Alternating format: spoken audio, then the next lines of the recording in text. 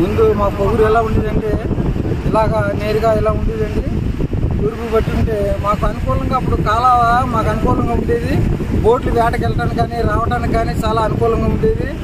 ఈయన మధ్యలో వచ్చి రాత్రులు రాళ్ళు తీసుకొచ్చి కాలువకి వేసి రావడం, ఏటకెళ్ళే బోట్లు రావడం, దాని మీద రావడం, పగిలిపోవడం, 15 లక్షల రూపాయలు ఏలవిచ్చేసిన బోట్లు ఉన్నాయి, పగిలిపోతున్నాయి. గోళ్ళ మంది తల్లిదండ్రులు ఎడుతున్నారు. ఇక్కడ చూస్తే వీళ్ళు చూస్తే అడుగుతుంటే ఒక 50 మీటర్లు జరుపుతున్నారే కానీ అటు మాకు అనుకూలంగా అటు మళ్ళింపు చేయట్లేదు కాలాన్ని.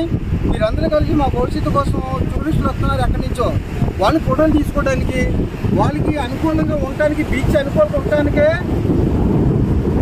వాళ్ళ బీచ్ అనుకూలంగా ఉండటానికే వాళ్ళు ఇన్ని రకాలుగా మమ్మల్ని ఇబ్బంది పెట్టి మమ్మల్ని మానసికంగా ఎలా ఉందంటే అవసరమైతే పోలీసులు పంపిస్తున్నారు. ఎవరు వచ్చి మాట్లాడితే ఇక్కడ ఏదైనా అడిగితే పోలీసులు పంపించడం, దౌర్జన్యం చేయడం, కేసులు పెట్టడం, భయపెడుతున్నారే కానీ మాకు అనుకూలంగా న్యాయంగా చేసేవాళ్ళు లేరు.